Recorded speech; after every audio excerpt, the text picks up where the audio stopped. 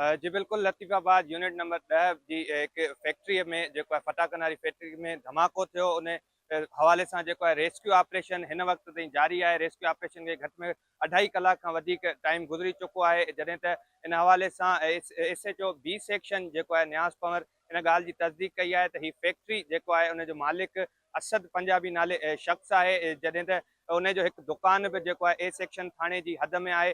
इन हवाले सां तव्हांखे ॿुधाईंदो हलां त हिकु ॿी जेका आहे वधीक लाश जेको आहे उहा हितां हथु कई वई आहे, जेके सिविल अस्पताल हैदराबाद मुंतक़िल कयो आहे। जॾहिं त हिते मौजूदु इंतिज़ामी अमलदारनि जो इहो चवणु आहे त ऑपरेशन जिन हिन वक़्त ताईं जारी आहे। जेसीं ताईं ऑपरेशन मुकमल नथो थिए तेसीं ताईं का बि जेको आहे तस्दीक नथी कई वञी सघे त हिन मलबे हेठि केतिरा माण्हू जेको आहिनि उहे फाथल आहिनि। जॾहिं त ज़ख़्मियुनि जी हवाले सां जेको आहे सिविल अस्पताल हैदराबाद जे एएमएस डॉक्टर मुजीब कलवर जो इहो चवणु हो त जेके उते ज़ख़्मी पहुतल आहिनि उहे तक़रीबन 70 खां जेको 80% सड़ी चुका आहिनि। जॾहिं त उन्हनि जो इहो बि चवणो आहे त जेके सड़ियल ज़ख़्मी आहिनि, जॾहिं को बि ज़ख़्मी अहिड़ी हालत में ईंदो आहे जॾहिं जेको 70 खां 80% जेको आहे सड़ियल हूंदो आहे, उनजो बचणु जेको आहे इंतिहाई मुश्किल थी वेंदो आहे। इन ई हवाले सां ॿुधाईंदो हलां त ऑपरेशन रेस्क्यू अमलदारनि जो हिन वक़्त ताईं जारी आहे। जॾहिं त डिप्टी कमिश्नर हैदराबाद मक़ामी जेको आहे हिते जो एमपी जेको आहे साबिर क़ाइम खानी उहो बि हिते मौजूदु आहे। जॾहिं त म्यूनिसिपल कमिश्नर ज़हूर अहमद लखण उहो बि हिते